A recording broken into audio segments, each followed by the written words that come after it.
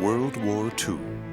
In the early morning hours of the Allied D-Day invasion, thousands of paratroopers from the 82nd and 101st U.S. Airborne Divisions landed in the Normandy countryside and liberated the small town of Sainte-Mère-Église. The night of June the 5th, June 6, 1944, is probably one of the most indelible moments in American military history. Madame Simone Renaud, her husband Alexander, the mayor of Sainte-Mère-Église, and their 3 young sons witnessed the triumph and tragedy of D-Day firsthand. We had front row seats on what happened there because we were living on the square. The Germans shot all the paratroopers who landed in the trees. They did not take any prisoner. Sainte-Mère-Église became the final resting place for thousands of soldiers killed in the battle. But they would not be forgotten. Madame Renaud took it upon herself to care for the graves of the boys who gave their lives so that her sons could grow up in peace. All her life changed entirely after the invasion. And then, letters from American families began to arrive. Within a couple of months after my father's death, my grandmother contacted Mayor Renaud and asked him, "Is there anyone in your community that could possibly put some flowers on my son's grave?" The mayor gave the letters to his wife. Madame Renaud, who spoke fluent English, reached out across the ocean to strangers in need. Dozens and dozens of people wrote to her.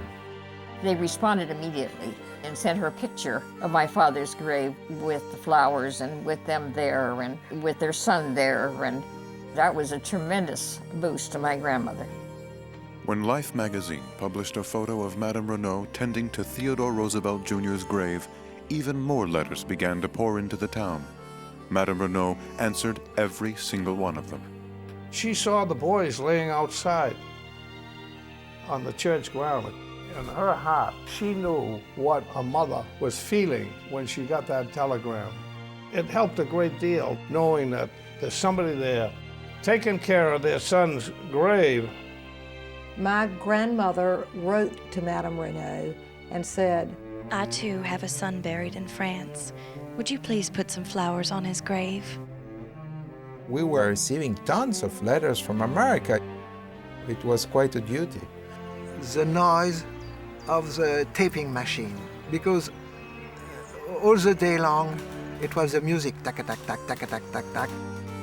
to know that Madame Renaud looked after my father's grave, to me, is just one of the most important things that's ever happened in my life.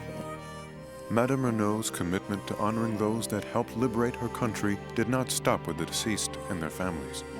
She also befriended those lucky enough to survive the war and spent her life honoring them as well. She absolutely rolled out the red carpet for us. As combat soldiers, we don't really get to know the people in the town. So now we come back and here's a woman that welcomed us.